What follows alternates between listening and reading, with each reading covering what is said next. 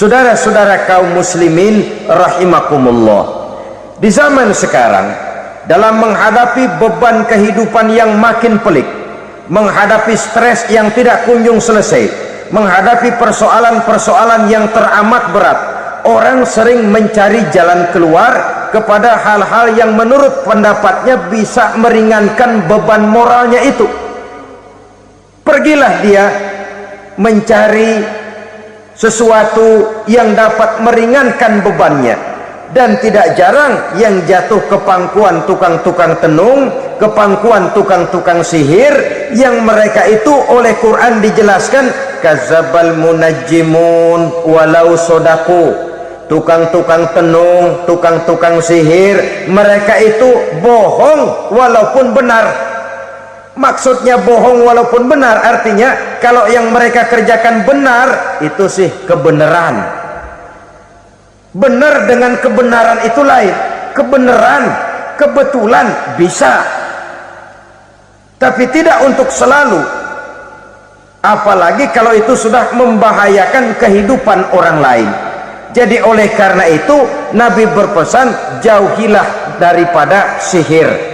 Kalau sudah jauhilah dari sihir, artinya ya jauhilah daripada mempelajarinya, jauhilah daripada bergaul dengan orang-orang yang ahli di bidang itu, karena dari pergaulan segalanya bisa menular. Baiklah saudara, ini yang kedua. Yang ketiga pesan Nabi, wa qatlan nafsil lati harramallahu illa bil haq. Membunuh orang lain dengan cara yang tidak benar, membunuh orang yang diharamkan oleh Allah Subhanahu wa ta'ala untuk melakukannya kecuali dengan alasan yang benar. Kita tahu Islam adalah agama damai, sesuai dengan namanya. Ia tidak dikembangkan dengan pedang dan kekerasan, ia dikembangkan dengan keteladanan dan tuntunan moral.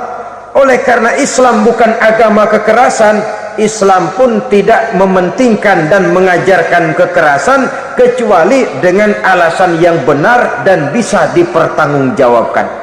Membunuh dengan sengaja, menghilangkan nyawa orang lain tanpa alasan yang bisa dibenarkan adalah merupakan dosa besar, dan satu di antara 7 perkara yang bisa mendatangkan kerusakan dalam kehidupan dan yang hendaknya harus kita jauhi.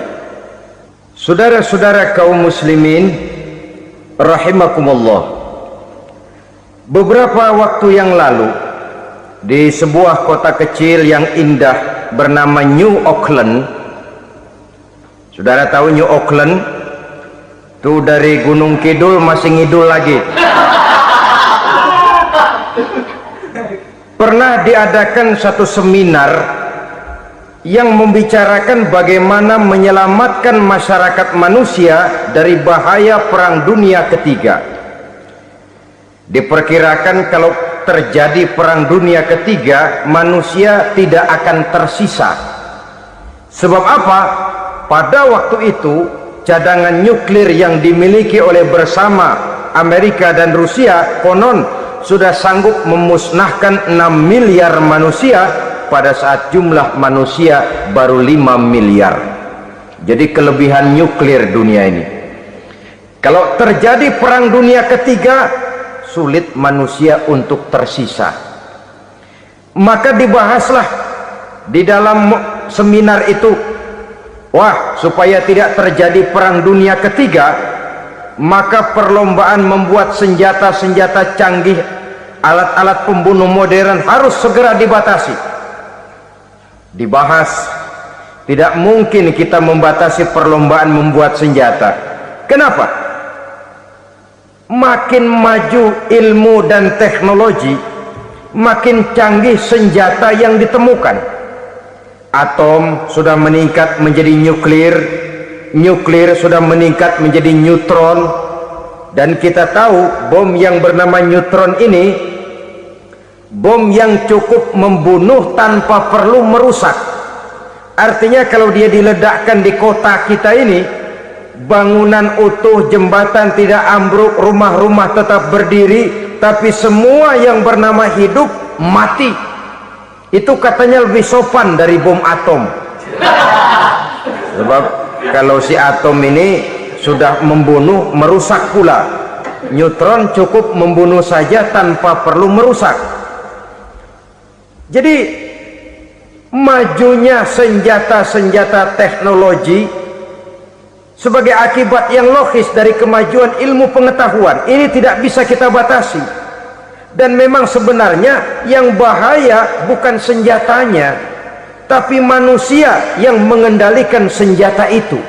Mereka kembali kepada prinsip the man behind the gun. Bukan senjatanya yang bahaya, tapi manusia yang mengendalikan senjata itu yang bahaya. Walaupun senjatanya modern, katakanlah model M16 umpamanya, kalau yang mengendalikannya orang beriman, insya Allah aman. Tapi biar megang cuma senapan angin, kalau yang megang orang brutal, ngeri kita deket-deket. Apalagi kalau memang bukan ahlinya menggunakan senjata, bisa ngeker kaki kena jidat.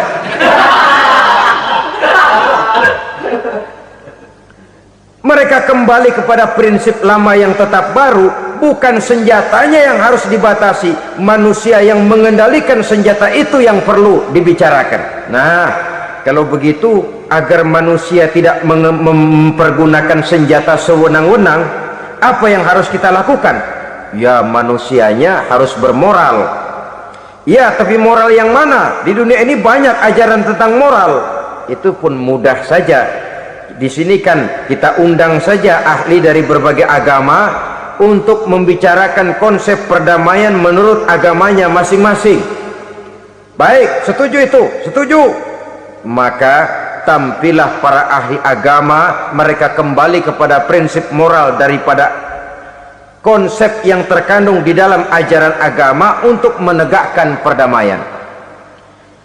Mula-mula naiklah ahli dari agama Hindu, dibacakan konsep perdamaian menurut ajaran agama Hindu, bahwa untuk damai manusia harus meninggalkan nafsu keduniaannya, menempuh samsara dan sebagainya untuk mencapai nirwana, menjauhi kemegahan dan kemewahan dunia.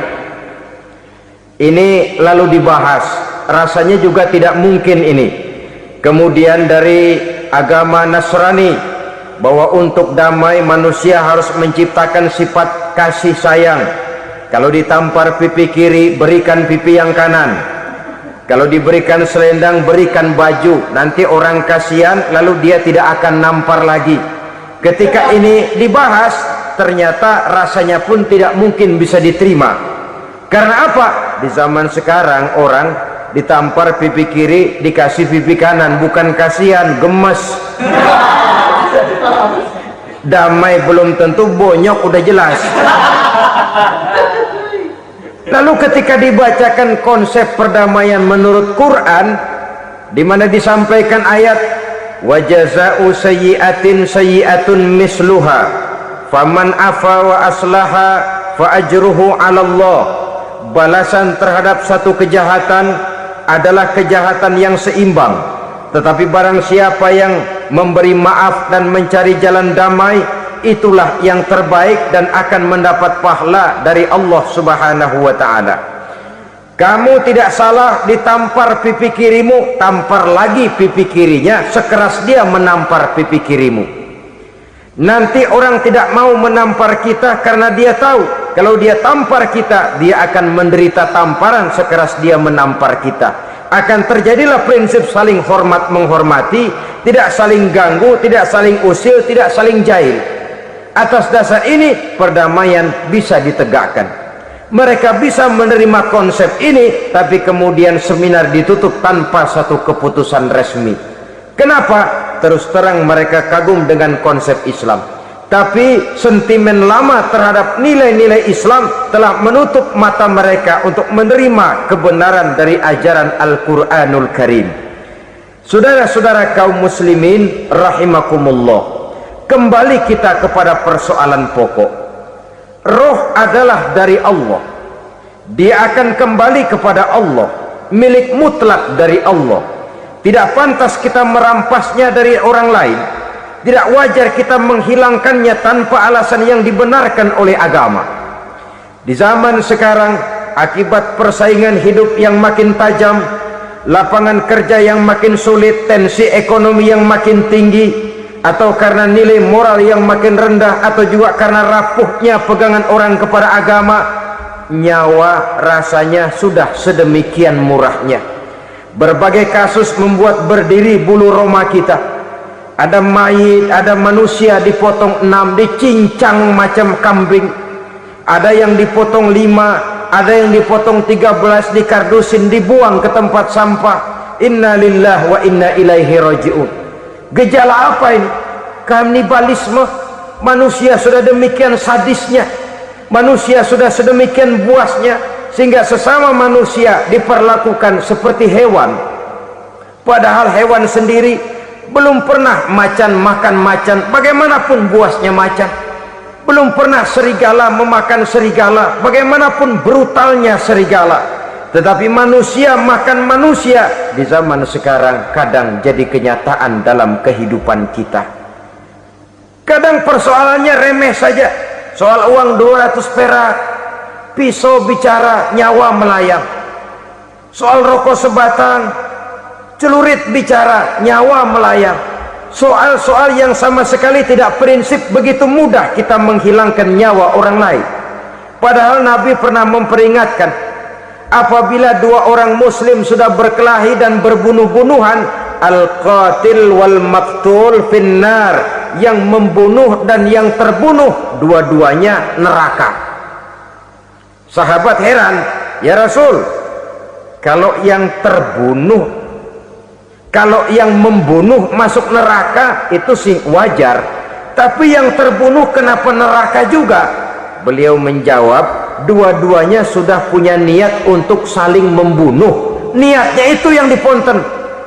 Yang terbunuh cuman lagi apes aja, keduluan dia. Umpama tidak terbunuh, pasti dia yang akan membunuh. Oleh karenanya al-qatil wal maktul, yang membunuh dan yang dibunuh finnar, dua-duanya masuk ke dalam neraka. Islam menghormati kehidupan, tidak hanya terbatas kepada sesama muslim, orang-orang yang berlainan agama pun yang mau hidup berukun, damai, berdampingan dengan umat Islam, jiwa mereka, darah mereka dilindungi oleh nilai-nilai Islam yang disebut dengan kafir zimmi ini. Mengganggu mereka sama saja dengan mengganggu aku, kata Nabi. Jadi oleh karena itu, sayangilah sesama. Kehidupan adalah anugerah Allah, bukan wewenang kita untuk mencabutnya dari orang lain, bukan wewenang kita untuk merampas dan menghilangkannya dari orang lain. Apa yang tidak enak terjadi pada diri kita, begitu pula lah apabila terjadi pada diri orang lain. Sehingga Nabi mengatakan, la yu'minu ahadukum hatta yuhibba li akhihi ma yuhibbu li nafsihi. Belum dikatakan beriman seseorang kamu apabila dia belum mencintai saudaranya seperti ia mencintai dirinya sendiri. Apa yang enak dirasakan oleh orang lain, enak juga dirasakan oleh dia. Mengukur orang lain dengan diri sendiri. Kalau orang lain tanpa salah saya fitnah, kalau saya tanpa salah difitnah orang, enak apa enggak? Enggak, orang lain juga begitu. Kalau orang lain tanpa salah saya tempeleng kepalanya, enak apa tidak? Tidak. Orang lain juga begitu. Yang tidak enak terjadi pada diri kita, tentu tidak enak juga kalau terjadi pada orang lain. Mengukur orang lain dengan diri sendiri, sehingga tidak timbul sifat egois, tidak menari di atas bangkai orang lain, tidak mendirikan kebahagiaan di atas untayan air mata orang lain. Sehingga dengan demikian, saudara-saudara, dia bisa menghormati kehidupan, menghormati orang lain sebagaimana dia ingin dihormati. Inilah perbuatan ketiga yang merusak, membunuh orang lain dengan yang diharamkan Allah tanpa alasan yang benar. Yang ketiga. Kemudian yang keempat, perbuatan merusak wa aklar riba, makan riba. Hidup adalah tolong menolong. Bahasa kerennya take and give katanya. saling memberi dan saling menerima. Nabi mengajarkan man quraba kurbatan min qurabid dunya karaballahu lahu kurbatan min qurabi yaumal qiyamah wallahu fi aunil abdi madamal abdu fi auni akhihi. Siapa yang meringankan beban dari beban-beban yang diderita seseorang di dalam kehidupan dunia, Allah akan meringankan bebannya daripada beban-beban yang harus dipikulnya di hari kiamat nanti. Wallahu fi aunil abdi madamal abdu fi auni akhihi. Allah senantiasa akan menolong seorang hamba selama hamba itu masih mau menolong saudaranya. Allah selalu akan menolong seorang hamba selama hamba itu masih mau menolong saudaranya. Apabila kita sudah berpangku tangan terhadap kesulitan orang lain, biasanya pun pada saat kita mendapat kesulitan, kita akan sulit juga memperoleh pertolongan. Nah, riba alias renten, kedoknya adalah menolong orang, tapi sama juga bulu buntutnya dilepas, palanya dicekek. Menolong orang pada akhirnya menjadi beban bagi seseorang, dan memang mencari orang-orang yang berada dalam posisi kesulitan, biasanya di daerah-daerah di mana musim paceklik, jadi lapangan kerja sulit, sedangkan urusan perut tidak bisa ditunda. Akhirnya orang terjebak ke dalam rentenir, ke dalam riba, ke dalam renten. Bunga berbunga, sehingga satu saat jumlah bunganya bisa lebih besar dari jumlah pinjaman pokoknya. Kemudian kalau juga ternyata tidak bisa dibayar, rumah jadi taruhan. Memang rumah satu-satunya, begitu rumah ditarik mulain camping. Bukankah pada akhirnya akan mewariskan kesengsaraan? Oleh karena itu, kepada kita berusahalah jangan berhubungan dengan rentenir, jangan makan renten dan riba. Kepada mereka yang melaksanakan riba, walaupun mendatangkan keuntungan materi, tapi percayalah, harta yang didapat dengan jalan riba tidak akan membawa keberkahan. Manakala tidak membawa keberkahan, dia tidak akan mendatangkan ketenangan di dalam kehidupan kita. Oleh karenanya, memakan harta riba termasuk perbuatan yang merusak sendi-sendi kehidupan sosial, merusak kehidupan orang lain, merusak kehidupan masyarakat, tetangga, pergaulan, dan sebagainya.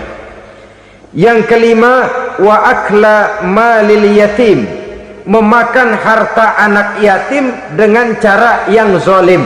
Nih, memang lezat. Anak yatim itu nggak tahu urusan apa-apa. Kita diamanahkan untuk mengurusinya. Kadang-kadang dibentuklah panitia penyantunan yatim piatu. Yatimnya mah tetap kelaparan, panitianya yang pada gendut.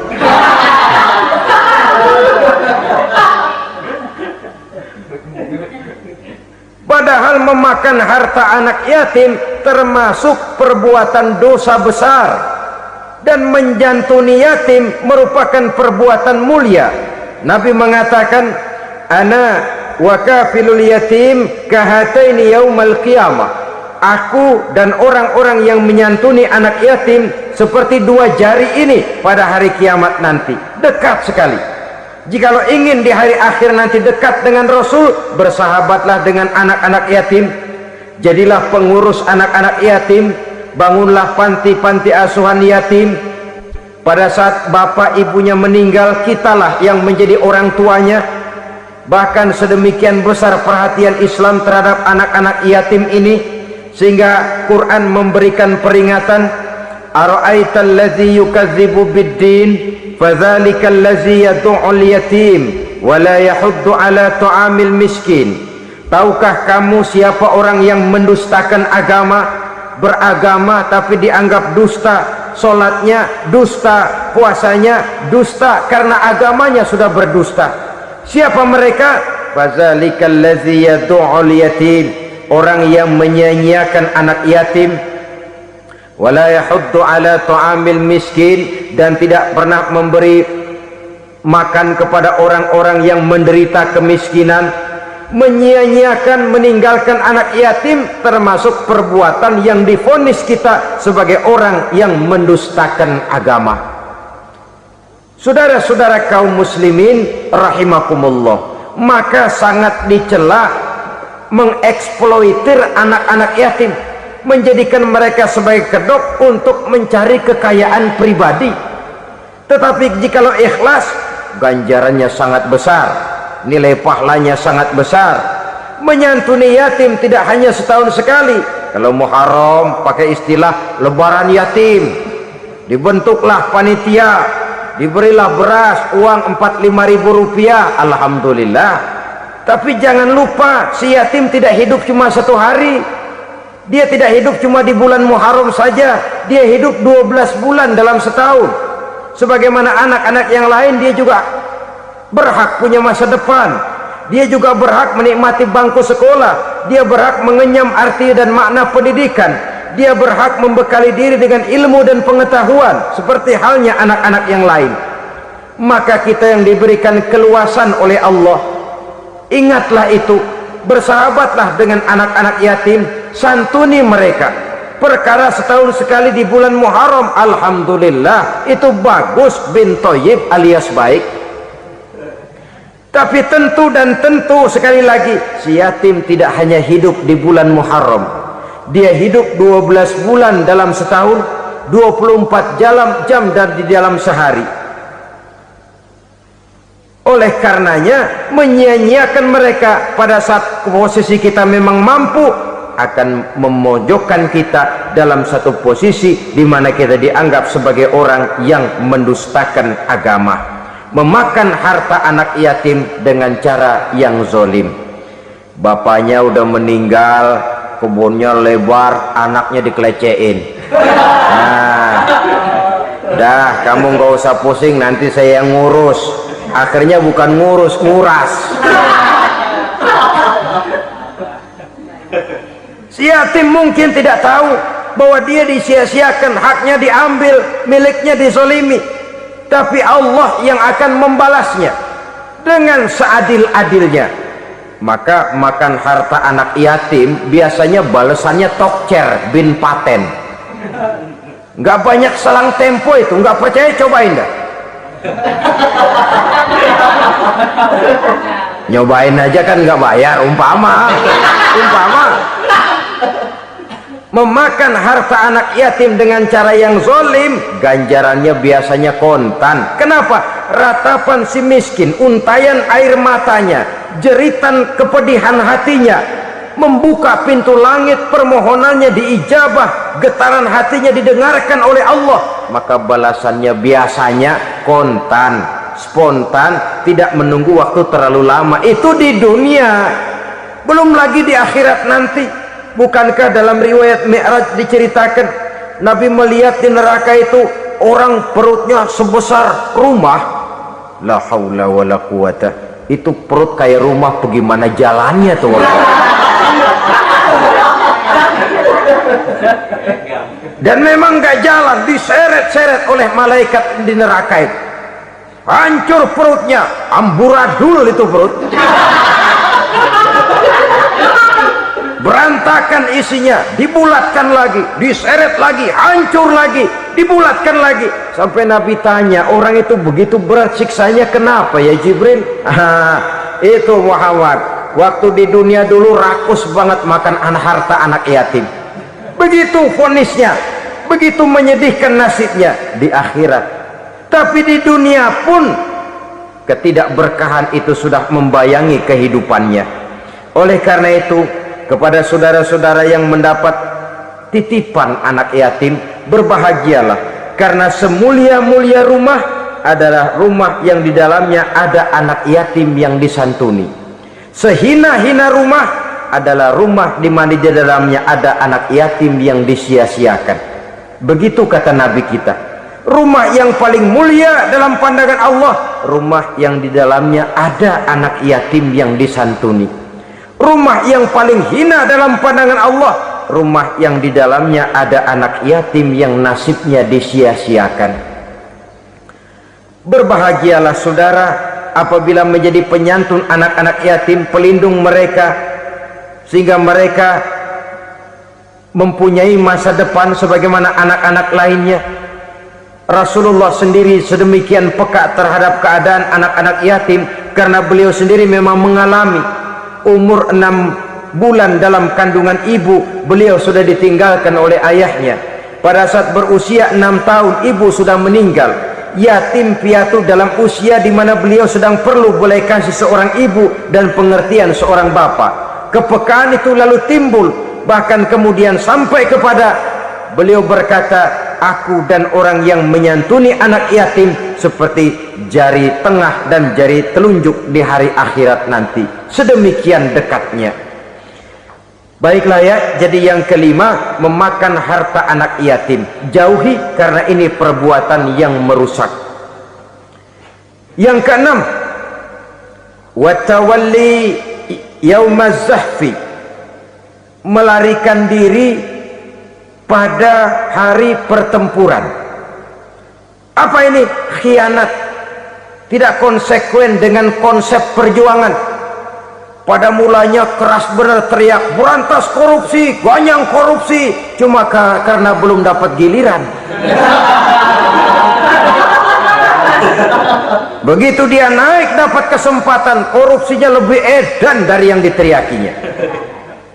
Ini termasuk tawalli yaumaz zahfi, berpaling pada hari peperangan.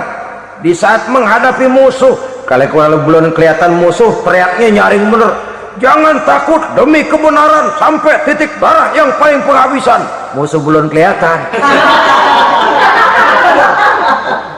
Begitu musuh sudah kelihatan, paling dulu lari ke belakang.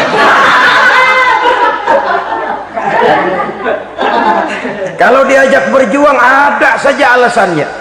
Sehingga Quran memberikan peringatan kepada kita semua. Mengapa kamu ini berat? Kalau sudah diajak berjuang di jalan Allah, kakimu seperti terhunjam berakar di perut bumi. Berat untuk melangkah berjuang. Lari dari pertempuran tidak konsekuen dengan konsepsi perjuangan. Mau enaknya saja dalam kondisi yang sulit lalu berpangku tangan. Ini termasuk ciri munafik yang di dalam Al-Quran disindir dengan bahasa kullama adha'a lahum masyaufi wa iza azlama alaihim qamu.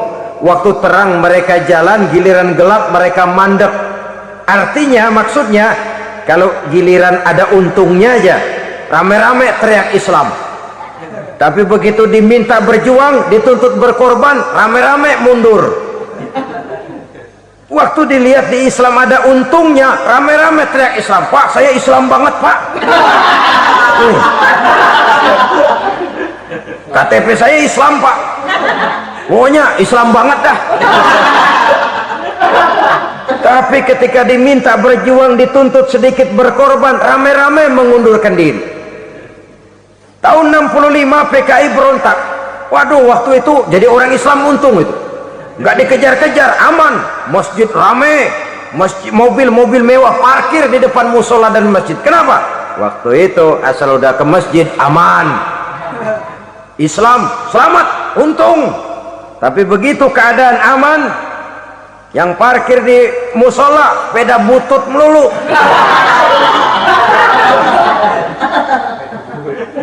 Waktu terang mereka jalan, waktu gelap mereka berhenti. Dikala di Islam ada untungnya, baru wah Islam bagus, Islam hebat. Tapi waktu dilihat ada kerugian, jangan bawa-bawa Islam dah. Jangan bicara soal Islam, ini kan bukan soal agama, bukan soal agama. La haula wala quwata illa billah. Beragama kita ambil talfik fiddin, mengambil yang enteng-enteng saja dalam urusan beragama ini. Tidak konsekuen kita dengan Islam kita. Seolah kita mau memilih mana yang terasa cocok sama selera kita, kita teriak Islam. Beratan aja dikit, rame-rame berpaling. Itu termasuk tawalli yaumaz zahfi. Para pengkhianat, mental-mental hipokrit yang tidak mau konsekuen menghadapi segala bahaya, itu termasuk perbuatan yang merusak. Kenapa? Kalau cuma dia saja yang lari, mungkin tidak jadi soal, tapi larinya ini akan mempengaruhi orang lain. Nah, pengaruhnya itu yang dicegah. Sebab kalau satu sudah mulai lari, yang lain mulai ngelirik. Ketika yang dilirik kemudian tidak ada reaksi, dia akan ikut lari. Artinya apa? Seorang muslim harus konsekuen dengan konsep perjuangannya, dengan keyakinan keagamaannya, dan tidak memilih yang enak-enak saja di dalam kehidupan beragama. Lari dari pertempuran, bermental khianat, mengkhianati agama, merupakan satu di antara sifat yang merusak. Terakhir saudara, wa qazfal muhsanatil ghafilatil mu'minat, menuduh perempuan baik-baik yang tidak tahu menau tentang tuduhan yang dituduhkan kepadanya, menuduh perempuan mukmin yang baik-baik yang tidak tahu menau tentang tuduhan yang dilakukan kepadanya. Fitnah lebih bahaya daripada pembunuhan. Orang yang tidak salah bisa hancur namanya, orang yang berniat baik bisa ambruk perjuangannya oleh karena fitnah. Sehingga dikatakan al-fitnatu asyaddu minal qatli, fitnah lebih bahaya daripada pembunuhan. Maka memfitnah ini termasuk satu dosa di antara 7 hal merusak yang harus kita jauhi semampu kita, semampu-mampunya. Mengupayakan sebisa-bisanya jangan sampai terjebak ke dalam hal yang demikian. Malas berusaha. Orang kalau sudah terlalu asik berkhayal, menghitung bintang di langit, malas berusaha.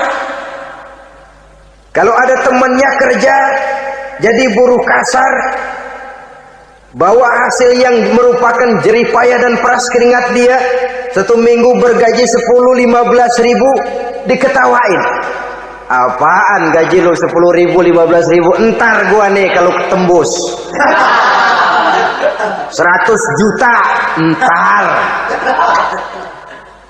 Yang 10 ribu dan 15 ribu keringat orang itu dihina, itu dicela, tetapi dia selalu menghitung, entar nih gua, entarnya wallahu a'lam. Saudara hadirin yang saya muliakan, timbullah sikap malas padahal di tengah negara sedang membangun di berbagai bidang kehidupan. Maka sifat malas ini merupakan musuh kita, baik mengejar kemiskinan, baik mengejar kebodohan dan keterbelakangan kita di sektor-sektor lainnya. Alangkah akan terganggunya roda pembangunan di negara kita ini jikalau sebagian besar rakyat dihinggapi oleh penyakit malas, yang malas ini dilatar belakangi oleh penyakit tulul amal, terlalu muluk angan-angan, yang angan-angan ini dininabobokan oleh keinginan untuk mendapatkan untung yang besar tanpa peras keringat dan banting tulang. Sasaran yang lebih jauh, dan ini yang paling kita khawatirkan, hancurnya kubu-kubu pertahanan moral daripada bangsa kita. Kita sependapat bahwa lebih penting daripada membangun jembatan adalah membangun manusia yang membangun jembatan. Bahwa lebih penting daripada mengaspal jalan raya adalah membangun mental manusia yang melaksanakan pengaspalan itu. Dengan kata lain, membangun dan mempersiapkan manusia pembangunan. Tanpa itu, maka saya merasa khawatir kalau nanti kita tidak akan sampai kepada target yang kita harapkan oleh karena kandas di tengah jalan. Saudara-saudara kaum muslimin rahimakumullah, Islam sebagai agama yang mengajarkan manusia untuk berusaha dan mengeluarkan segala kemampuan untuk melaksanakan segala usahanya itu, sangat membenci sifat malas, sangat membenci sifat tulul amal atau panjang angan-angan. Dan oleh karena judi melahirkan 2 sifat itu, Islam sangat menganjurkan pengikutnya untuk menjauhi segala macam jenis perjudian. baik yang terang-terangan maupun yang dilakukan secara samar-samar, tidak ketara, judi canggih sesuai dengan canggihnya teknologi daripada manusia itu sendiri. Ini adalah penyakit yang meracuni masyarakat manusia dari sejak berpribadi, bertetangga, berumah tangga, sampai kepada berbangsa dan bernegara. Dan kasus-kasus yang timbul sudah cukup banyak, yang tidak mungkin lagi kita katakan hanya sekedar bersifat kasuistis, bersifat kasus-kasus kecil saja. Sebelum riaknya naik ke permukaan, marilah kita membuat benteng untuk masing-masing pribadi muslim memelihara dan menjaga diri, jangan terseret dalam permainan yang bernama judi, apapun bentuknya, bagaimanapun cara dan ragamnya. Karena jelas bahayanya lebih besar daripada manfaatnya. Taruhlah kita barangkali kemarin-marin hanyut dalam arus perjudian, tetapi hendaknya kita bisa mengambil pelajaran bahwa seorang mukmin adalah seorang yang apabila dia melakukan kesalahan, dia segera sadar, dijadikannya pelajaran untuk tidak diulanginya lagi pada masa-masa yang akan datang. Dengan sikap semacam itu, kita tidak lagi akan mengulangi kesalahan-kesalahan lama, dan grafik kehidupan kita dari hari ke hari akan makin menunjukkan hal-hal yang baik dan positif adanya. Saudara-saudara kaum muslimin rahimakumullah, kalau ABRI masuk desa, rakyat beruntung. Kalau jaksa masuk desa, rakyat bahagia. Kalau koran masuk desa, rakyat ikut jadi cerdas. Tapi kalau judi masuk desa, rakyat kiamat. Pembangunan akan terbengkalai, roda perekonomian akan lesu. Karena mestinya orang membelanjakan uang untuk sesuatu yang dia perlukan, akhirnya dia belanjakan untuk sesuatu yang dia tidak perlukan, karena gambaran, khayalan akan mendapat keuntungan yang jauh lebih besar lagi. Padahal istilah orang-orang tua kita dulu, lebih baik makan singkong betulan daripada makan roti ngimpi. Artinya uang yang 1.000-2.000 rupiah itu lebih baik dibelikan beras, dimasak, makan bersama anak dan istri, terasa nikmat dan halalnya, ketimbang beli kertas lalu ngelamun, menghayal, menghitung yang bukan-bukan. Itu kertas dibolak madep ulon, dibolak madep mudik, diputar sana, diputar sini, akhirnya palanya ikut muter. Kira-kira apa yang cocok? Masih belum puas, kertas dilihat, orang gila ditanyain. Sudah tahu waras, orang gila yang ditanya.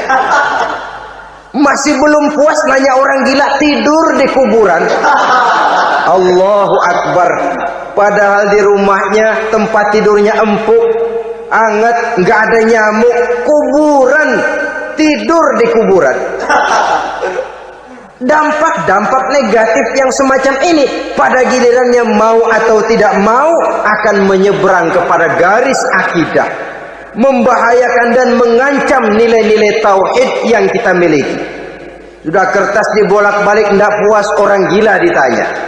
Orang gila ditanya belum maram, tidur di kuburan. Barangkali ada bisikan.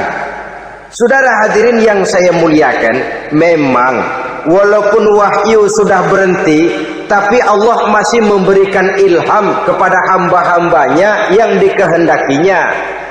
Tetapi ilham itu bentuknya positif. Kalau saudara pagi-pagi berniat, tahu-tahu datang pikiran nanti malam mau ngaji, itu namanya ilham. Kalau saudara sedang merenung, tahu-tahu datang pikiran, saya mau sedekah, itu namanya ilham, bentuknya positif.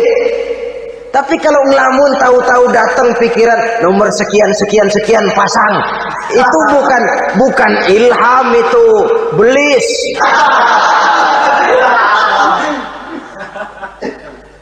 Saudara hadirin yang saya muliakan, Tidak puas tidur di kuburan, cari yang lebih paten lagi, dukun ditanya. Nah, saya ingin menuduhkan persoalan. Apa tidak boleh orang ziarah kubur? Apa tidak boleh orang pergi ke dukun?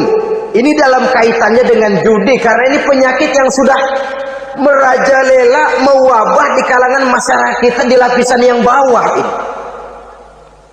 Saudara hadirin yang saya muliakan, ziarah kubur bukan saja boleh, malah dianjurkan oleh Nabi. Tetapi ziarah kubur yang dianjurkan oleh Nabi itu dengan tujuan pertama, agar orang ingat kepada mati.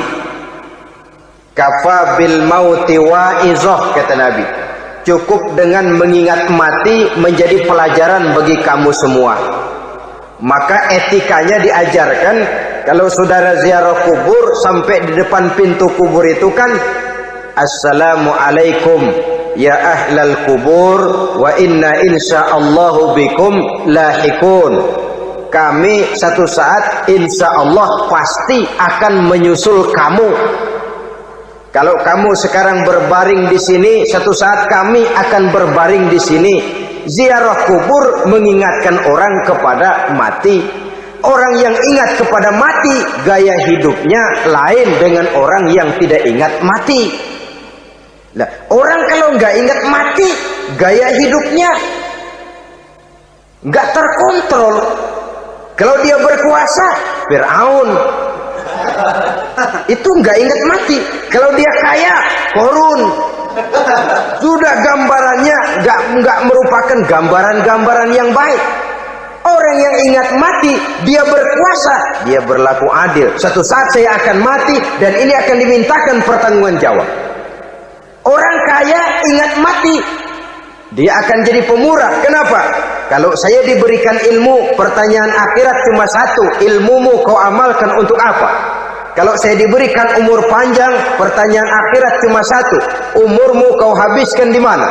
Tapi jikalau saya diberikan harta, pertanyaan akhirat ada dua, hartamu kau dapat dari mana, kau belanjakan kemana? Depannya ditanya, belakangnya ditanya, dapat dari mana, dibelanjain kemana? Sebab dua-duanya berkaitan dengan kegiatan. Kadang-kadang dapatnya dari jalan yang baik, tapi keluarnya ke tempat yang tidak baik, itu pun tidak betul. Atau dapatnya dari yang tidak baik, tapi dibelanjakan untuk yang baik, itu pun tidak bisa diterima.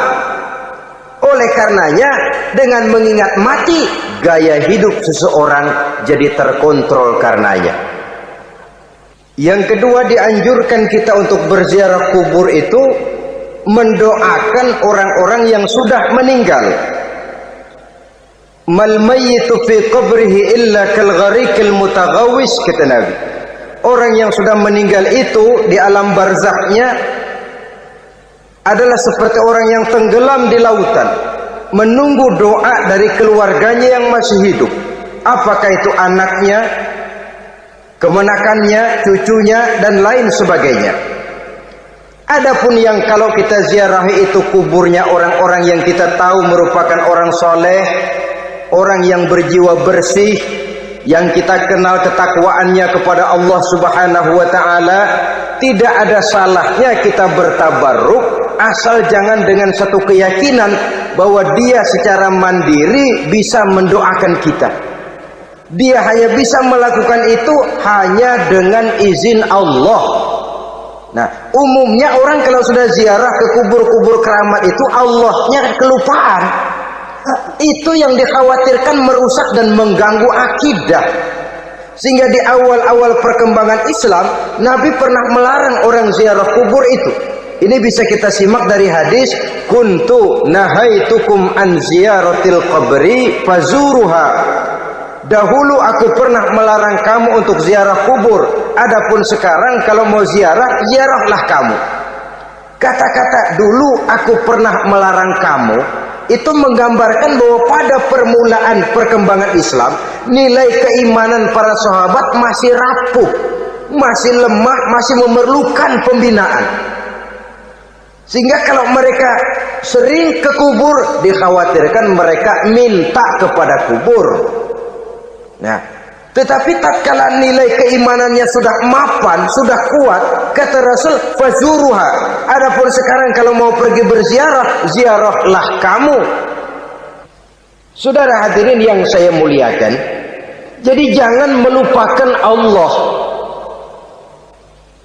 Saya bisa saja berkata, kalau saya misalnya pakai cincin, lalu saya bilang, saya sejak pakai cincin ini, jangan anak gadis, nenek-nenek ngelihat saya lemes. Atau sejak pakai cincin ini, dagangan laris bener. Cincin itu yang menggelincirkan akidah. Untuk tidak tergelincir, orang harus tidak melupakan Allah. Dia bisa berkata, alhamdulillah, Allah memberikan keistimewaan kepada batu cincin saya. Batu cincinnya tidak apa-apa, Allah yang memberikan keistimewaan. Ini dalam bentuk yang langsung. Dalam bentuk yang tidak langsung kita bisa lihat, misalnya kalau petani ditanya, oh, ini bisa panen besar, ini rahasianya apa, Pak? Oh, pupuk urea, pupuk urea. Nah, Allah nomor 16. Seorang petani yang baik keimanannya, dia akan berkata, kami bisa panen besar karena izin Allah. Lah, kalau pupuknya mah pakai pupuk urea, izin Allahnya dulu, baru kemudian pupuknya nyusul. Jadi sebenarnya bukan cuma pergi ke dukun yang bisa merusak keimanan, pergi ke dokter juga bisa loh merusak keimanan. Kalau berkeyakinan bahwa dokter itulah yang memberikan sembuh, kenapa akidah saudara tidak tergelincir karenanya? Dokter hanya memberikan obat dan resep, sembuh itu datangnya dari Allah. Ini yang diungkapkan lewat lisan Nabi Ibrahim alaihissalam, wa idza maridtu fahuwa yashfini. Apabila aku sakit, dialah Allah yang memberikan sembuh. Memberikan sembuh. Jangan juga menyalahartikan ayat ini. Ada ayat begini, sakit terus nekat. Udah nggak usah berobat dah, memang penyakit dari Tuhan, ntar waktunya baik ya baik ya. Udah ampeg terus dah. Orang yang berobat saja belum tentu sembuh, apalagi yang tidak berobat. Sama juga orang nggak sembahyang kita ajakin ngotot, lu juga yang sembahyang belum tentu masuk surga katanya. Lah yang sembahyang belum tentu masuk surga, bagaimana cengoran lu yang nggak sembahyang?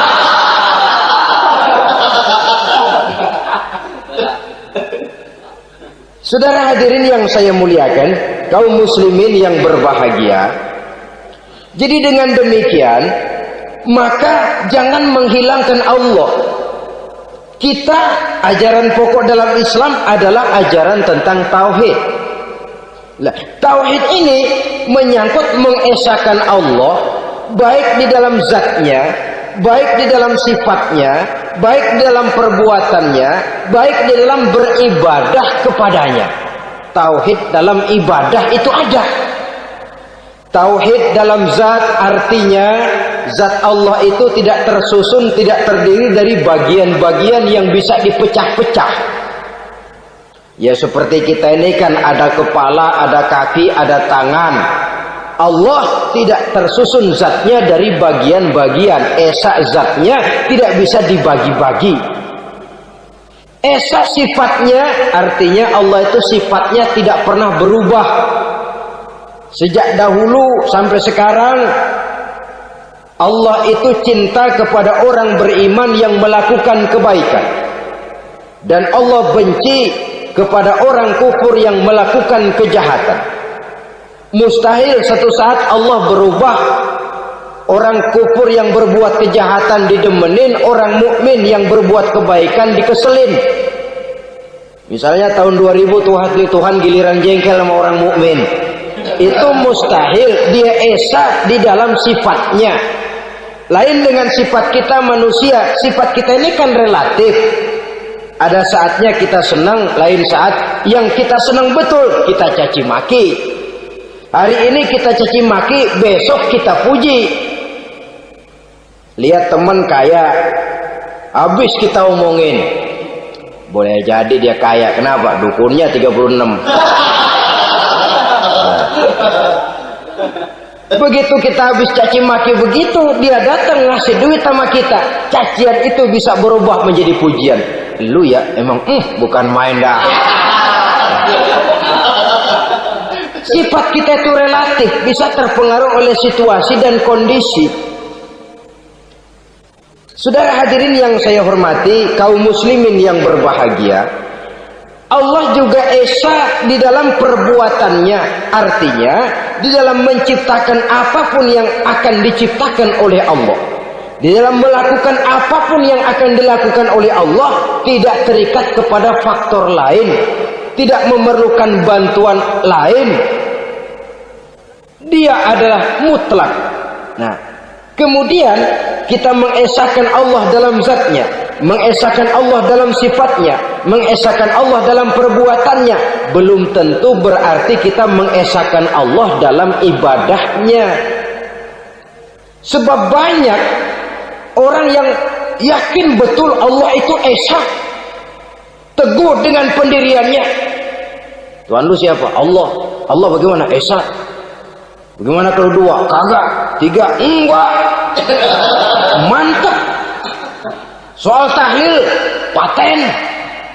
Tapi dalam ibadah kadang-kadang dia tidak mentauhidkan Allah. Ini makna wa ma umiru illa liya'budullaha mukhlisin. Kami tidak memerintahkan kepadamu kecuali untuk beribadah kepadaku, kata Allah, dengan ikhlas. Beribadah kepada Allah dengan ikhlas itu artinya apa? Beribadah hanya untuk Allah saja. Nah, kalau hanya untuk Allah saja, lalu kita minta berdoa di depan kuburan orang yang soleh, apa syirik? Tidak syirik. Kalau kita berkeyakinan bahwa orang tempat kita memanjatkan doa itu hanya bisa mendoakan kita dengan izin Allah. Dia sendiri tidak punya kekuasaan apa-apa. Tanpa izin Allah, dia tidak bisa berbuat apa-apa. Itu tidak menyebabkan orang menjadi syirik. Sama saja dengan kalau saya berkata tadi, alhamdulillah Allah telah memberikan keistimewaan kepada batu cincin saya. Apa salahnya Allah memberikan keistimewaan kepada benda-benda mati? Allah memberikan keistimewaan kepada Hajar Aswad, benda mati. Allah memberikan keistimewaan kepada Masjidil Haram, benda mati. Allah memberikan keistimewaan kepada Ka'bah, benda mati. Orang tawaf keliling Ka'bah, sembahyang di Masjidil Haram, sujud menghadap kepada Ka'bah. Apakah jadi syirik? Tidak. Kita tidak menyembah Ka'bahnya, kita menyembah yang punya Ka'bah itu. Nah, di sini kita lihat bahwa fungsi Ka'bah hanya merupakan wasilah. Tapi kalau Allahnya kita hilangkan, jadilah kita penyembah batu. Hanya saja batu itu berbentuk 4 bernama Ka'bah. Sa'i, orang yang melaksanakan haji, lari-lari antara Safa dan Marwah, amalan apa itu? Seakan-akan kita menghormati bukit-bukit, gunung-gunung. Tapi bukan itu yang kita tuju dalam pelaksanaan sa'i itu. Yang kita tuju adalah ini perintah Allah. Allahnya yang diutamakan. Maka hal semacam ini tidak menyebabkan orang menjadi syirik dan tergelincir dari tauhid. Tapi kalau ziarah kubur dengan niat cari buntutan, cari nomor yang cocok, ini niatnya saja sudah salah. Nah, kalau berangkat dengan niat yang salah, sampai di sana saya yakin, seyakin-yakinnya amalannya pasti salah. Lah, kubur yang diziarahin bukan kubur orang soleh. Ya mana ada orang soleh ngasih kode buntut. Ada juga orang salah, bukan orang soleh itu. Kadang-kadang dia nggak tahu kuburan siapa, nongkrong aja di situ. Memang sulit, saudara-saudara. Mental ya, namanya mental. Kalau memang mental sudah mental judi, apa saja bisa dijudiin. Jadi orang nggak perlu sebenarnya pemerintah terlalu gini, nggak usah. Kembali saja kepada mental. Kalau mental memang sudah mental judi, apaan aja bisa dijudiin. Pulang tengah malam nabrak babi, babi yang keluar nih.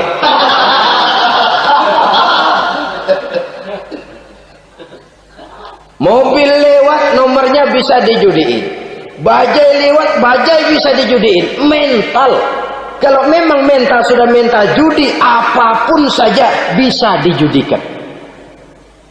Saudara hadirin yang saya muliakan, lalu bagaimana dengan dukun? Ya, saudara hadirin, pergi ke dukun hakikatnya sama dengan pergi ke dokter. Orang berusaha melaksanakan yang namanya syariat, hakikatnya kembalikan kepada Allah. Syariatnya kita laksanakan. Tetapi, yang pertama saudara harus tahu betul dukunnya itu bayang apa enggak, agamanya kuat apa enggak. Sebab ya tentu tidak ada dukun yang jelek, karena pada umumnya penyakit dukun itu kan nyohor, iklan lewat koleha-kolehanya. Kita bisul kecil datang, kita dukun, ini si kecil kemarin bisul kayak kelapa 5 menit baik. 5 menit padahal kemarin kagak ada yang datang. Diolah sedemikian rupa supaya orang mantap. Jadi jangan asal sembarangan. Kadang-kadang lihat potongan dukunnya aja kita ngeri. Mukanya sudah kremot, nggak pernah tersentuh air wudhu. Jangankan air wudhu, mandi aja jarang. Yang kayak begini yang dipegang mati-matian, yang dipercayai habis-habisan, akan kita kemanakan tauhid kita ini? Apalagi kalau perginya sudah dengan niat mencari nomor yang jitu. Itu saya katakan lagi tadi, berangkat saja sudah dengan niat yang salah. Orang berusaha silahkan. Sama juga kita ke dokter. Oleh dokter kan setelah diperiksa penyakit kita, lalu dianalisa, ini penyakitnya ini. Kemudian diberikan obat. Lah, obat itu kan tentu ada aturan minumnya tuh. Yang kapsul ini sehari 3 kali, yang tablet ini sehari 2 kali. Kalau kita minumnya kelebihan, overdosis namanya. Saking pengen cepet baik, sekali minum 10 tablet. Ya memang nggak sakit-sakit lagi, tapi nggak hidup sudah. Habis. Kita pun dalam melaksanakan amalan hidup beragama begitu. Saudara datang kepada kiai, orang-orang soleh, meminta amalan, wiridan, itu jangan sampai overdosis. Tidak sesuai dengan kemampuan pribadi. Masih SD sudah minta matematika kelas SMP, celeng. Baru SMP sudah minta diajarkan filsafat kelas perguruan tinggi, semaput. Kenapa? Daya tampungnya nggak kuat. Emang ukuran secangkir, minta di sini seember, ya luber. Lebihnya nggak cukup. Kenapa? Yang diberikan, yang diamalkan tidak sesuai dengan makomnya, tidak sesuai dengan kemampuan yang ada pada dirinya. Saudara hadirin yang saya muliakan, akhirnya apa? Mencelakakan dirinya sendiri, ngawur. Baru sembahyang seminggu udah ngaku ketemu malaikat.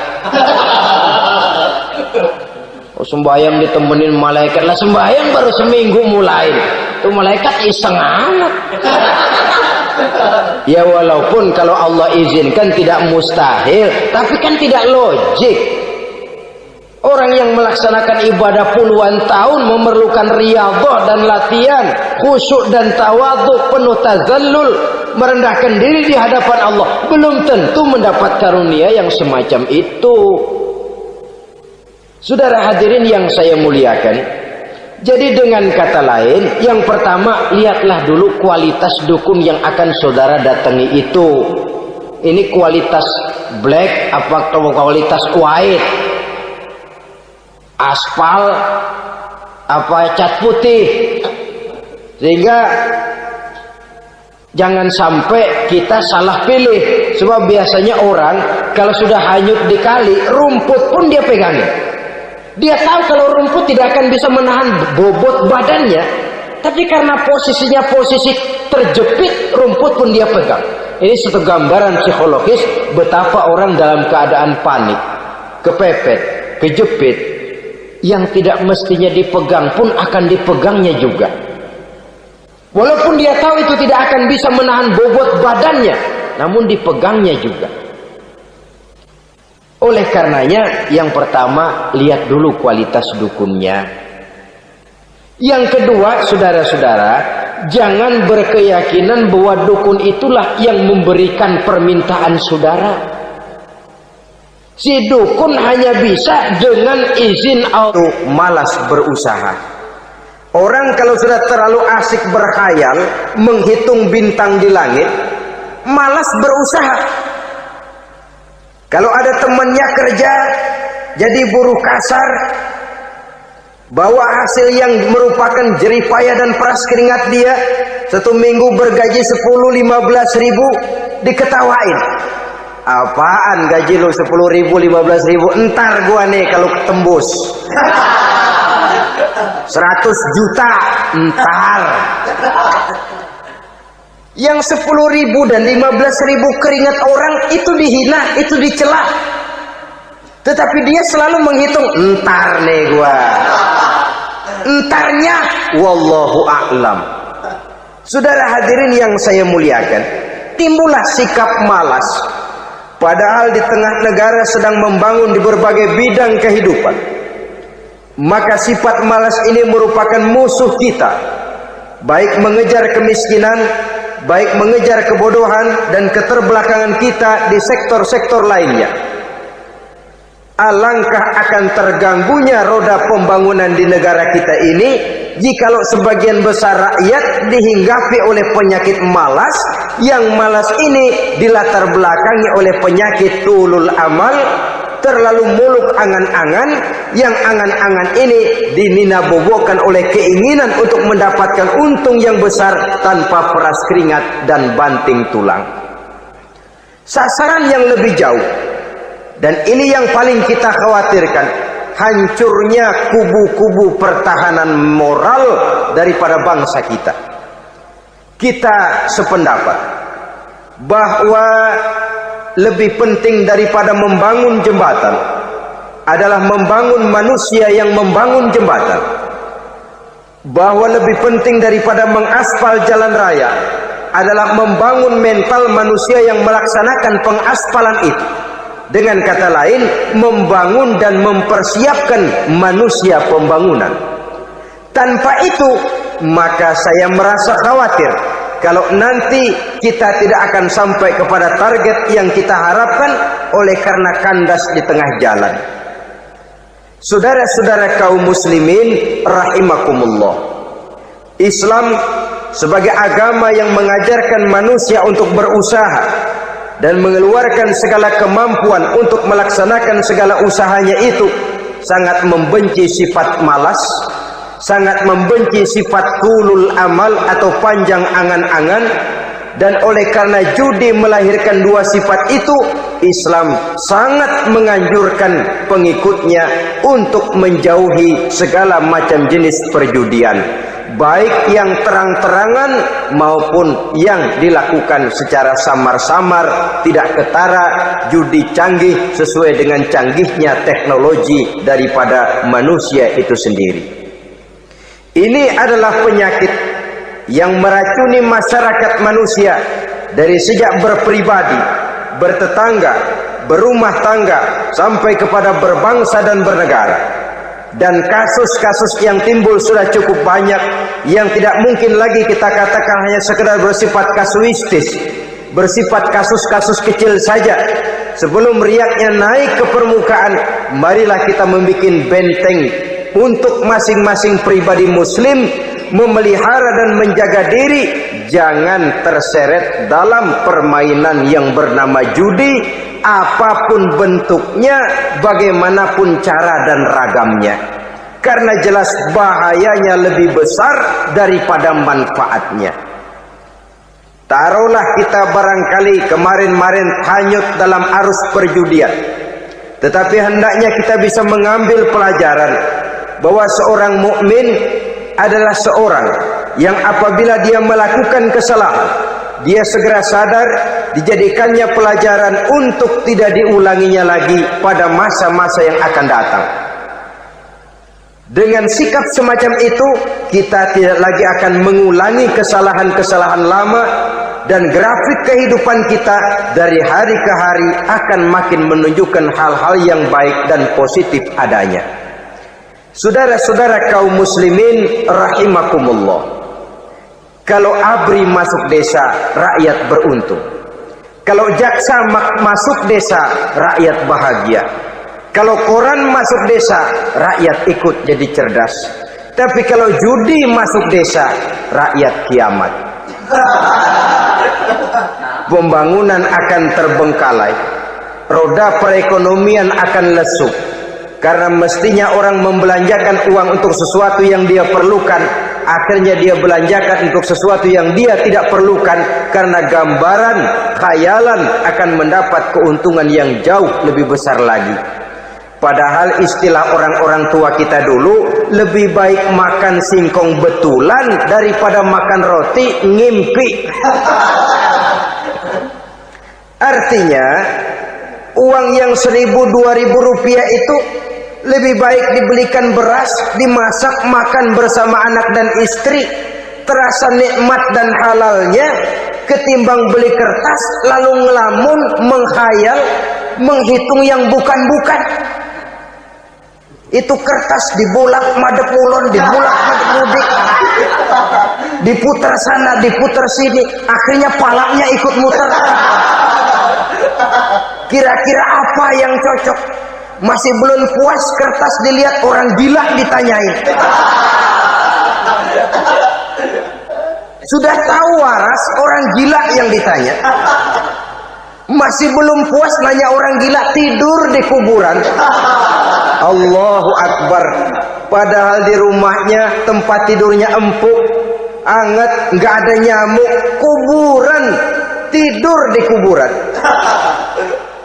Dampak-dampak negatif yang semacam ini pada gilirannya mau atau tidak mau akan menyeberang kepada garis akidah, membahayakan dan mengancam nilai-nilai tauhid yang kita miliki. Sudah kertas dibolak-balik, tidak puas, orang gila ditanya. Orang gila ditanya belum maram, tidur di kuburan. Barangkali ada bisikan. Saudara hadirin yang saya muliakan, memang walaupun wahyu sudah berhenti, tapi Allah masih memberikan ilham kepada hamba-hambanya yang dikehendakinya. Tetapi ilham itu bentuknya positif. Kalau saudara pagi-pagi berniat, tahu-tahu datang pikiran nanti malam mau ngaji, itu namanya ilham. Kalau saudara sedang merenung, tahu-tahu datang pikiran, saya mau sedekah, itu namanya ilham, bentuknya positif. Tapi kalau ngelamun, tahu-tahu datang pikiran nomor sekian pasang, itu bukan ilham, itu belis.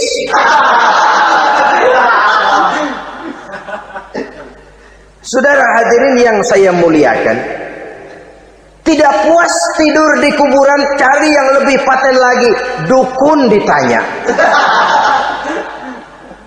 Nah, saya ingin menuduhkan persoalan. Apa tidak boleh orang ziarah kubur? Apa tidak boleh orang pergi ke dukun? Ini dalam kaitannya dengan judi, karena ini penyakit yang sudah merajalela, mewabah di kalangan masyarakat kita di lapisan yang bawah ini. Saudara hadirin yang saya muliakan, ziarah kubur bukan saja boleh, malah dianjurkan oleh Nabi. Tetapi ziarah kubur yang dianjurkan oleh Nabi itu dengan tujuan pertama, agar orang ingat kepada mati. Kafa bil mauti wa'izah, kata Nabi. cukup dengan mengingat mati menjadi pelajaran bagi kamu semua. Maka etikanya diajarkan, kalau saudara ziarah kubur sampai di depan pintu kubur itu kan, Assalamualaikum ya ahlal kubur wa inna insyaallahu bikum lahikun. Kami satu saat insya Allah pasti akan menyusul kamu. Kalau kamu sekarang berbaring di sini, satu saat kami akan berbaring di sini. Ziarah kubur mengingatkan orang kepada mati. Orang yang ingat kepada mati, gaya hidupnya lain dengan orang yang tidak ingat mati. Nah, orang kalau nggak ingat mati, gaya hidupnya nggak terkontrol. Kalau dia berkuasa, Fir'aun. Itu nggak ingat mati. Kalau dia kaya, Korun. Sudah gambarannya nggak merupakan gambaran-gambaran yang baik. Orang yang ingat mati, dia berkuasa, dia berlaku adil. Suatu saat saya akan mati dan ini akan dimintakan pertanggungan jawab. Orang kaya ingat mati, dia akan jadi pemurah. Kenapa? Kalau saya diberikan ilmu, pertanyaan akhirat cuma satu, ilmumu kau amalkan untuk apa? Kalau saya diberikan umur panjang, pertanyaan akhirat cuma satu, umurmu kau habiskan di mana? Tapi jikalau saya diberikan harta, pertanyaan akhirat ada dua, hartamu kau dapat dari mana, kau belanjakan kemana? Depannya ditanya, belakangnya ditanya. Dapat dari mana, dibelanjain kemana? Sebab dua-duanya berkaitan dengan kegiatan. Kadang-kadang dapatnya dari jalan yang baik, tapi keluarnya ke tempat yang tidak baik, itu pun tidak betul. Atau dapatnya dari yang tidak baik, tapi dibelanjakan untuk yang baik, itu pun tidak bisa diterima. Oleh karenanya, dengan mengingat mati, gaya hidup seseorang jadi terkontrol karenanya. Yang kedua, dianjurkan kita untuk berziarah kubur itu mendoakan orang-orang yang sudah meninggal. Mal mayyitu fi qabrihi illa kal gharikil mutaghawis, kata Nabi. Orang yang sudah meninggal itu di alam barzakhnya adalah seperti orang yang tenggelam di lautan, menunggu doa dari keluarganya yang masih hidup. Apakah itu anaknya, kemenakannya, cucunya, dan lain sebagainya. Adapun yang kalau kita ziarahi itu kuburnya orang-orang yang kita tahu merupakan orang soleh, orang yang berjiwa bersih, yang kita kenal ketakwaannya kepada Allah Subhanahu wa ta'ala, tidak ada salahnya kita bertabarruk, asal jangan dengan satu keyakinan bahwa dia secara mandiri bisa mendoakan kita. Dia hanya bisa melakukan itu hanya dengan izin Allah. Nah, umumnya orang kalau sudah ziarah ke kubur-kubur keramat itu, Allahnya kelupaan. Itu yang dikhawatirkan merusak dan mengganggu akidah. Sehingga di awal-awal perkembangan Islam, Nabi pernah melarang orang ziarah kubur itu. Ini bisa kita simak dari hadis, kuntu nahaitukum an ziyaratil qabri fazuruha. Dahulu aku pernah melarang kamu untuk ziarah kubur. Adapun sekarang kalau mau ziarah, ziarahlah kamu. Kata-kata dulu aku pernah melarang kamu itu menggambarkan bahwa pada permulaan perkembangan Islam, nilai keimanan para sahabat masih rapuh, masih lemah, masih memerlukan pembinaan. Sehingga kalau mereka sering ke kubur, dikhawatirkan mereka minta kepada kubur. Nah, tetapi tatkala nilai keimanannya sudah mapan, sudah kuat, kata Rasul, fazuruha. Adapun sekarang kalau mau pergi berziarah, ziarahlah kamu. Saudara hadirin yang saya muliakan, jadi jangan melupakan Allah. Saya bisa saja berkata, kalau saya misalnya pakai cincin, lalu saya bilang, saya sejak pakai cincin ini, jangan anak gadis, nenek-nenek melihat saya lemes. Atau sejak pakai cincin ini, dagangan laris bener. Cincin itu yang menggelincirkan akidah. Untuk tidak tergelincir, orang harus tidak melupakan Allah. Dia bisa berkata, alhamdulillah, Allah memberikan keistimewaan kepada batu cincin saya. Batu cincinnya tidak apa-apa, Allah yang memberikan keistimewaan. Ini dalam bentuk yang langsung. Dalam bentuk yang tidak langsung kita bisa lihat, misalnya kalau petani ditanya, ini bisa panen besar ini rahasianya apa, Pak? Oh, pupuk urea. Nah, Allah nomor 16. Seorang petani yang baik keimanannya, dia akan berkata, kami bisa panen besar karena izin Allah. Lah, kalau pupuknya mah pakai pupuk urea, izin Allahnya dulu, baru kemudian pupuknya nyusul. Jadi sebenarnya bukan cuma pergi ke dukun yang bisa merusak keimanan, pergi ke dokter juga bisa loh merusak keimanan. Kalau berkeyakinan bahwa dokter itulah yang memberikan sembuh, kenapa akidah saudara tidak tergelincir karenanya? Dokter hanya memberikan obat dan resep, sembuh itu datangnya dari Allah. Ini yang diungkapkan lewat lisan Nabi Ibrahim alaihissalam, wa idza maridtu fahuwa yashfini. Apabila aku sakit, dialah Allah yang memberikan sembuh. Memberikan sembuh. Jangan juga menyalahartikan ayat ini. Ada ayat begini sakit terus nekat. Udah nggak usah berobat dah, memang penyakit dari Tuhan. Ntar waktunya baik ya baik ya. Udah ampek terus dah. Orang yang berobat saja belum tentu sembuh, apalagi yang tidak berobat. Sama juga orang nggak sembahyang kita ajakin ngotot, lo juga yang sembahyang belum tentu masuk surga katanya. Lah yang sembahyang belum tentu masuk surga, bagaimana cengoran lo yang nggak sembahyang?